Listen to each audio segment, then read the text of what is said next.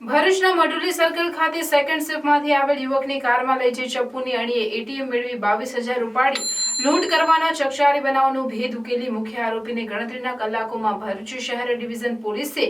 Car સહિત 3 લાખથી વધુના મુદ્દામાલ સાથે ઝડપી પાડ્યો છે।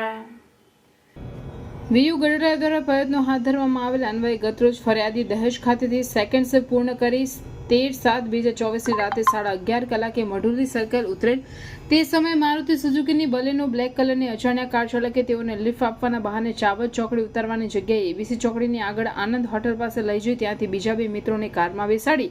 આ ત્રણેય જણા અવાવરૂ જગ્યાએ લઈ જઈ ઢીકાપાટીનો માર મારી કાર ચાલકે તેની પાસેના ચપ્પુ વડે ફરિયાદીને મારી નાખવાની બીક બતાવી ફરિયાદી પાસેથી બેંકનું એટીએમ કાર્ડ લૂંટી લઈ તેનો પિન નંબર માંગી બેંકના એટીએમમાંથી રોકડા 22,000 ઉપાડી લૂંટ કરી તેને પરત મઢુલી સર્કલ ઉતારી દઈ જાનથી મારી નાખવાની ધમકી આપી ફરાર થઈ ગયેલા।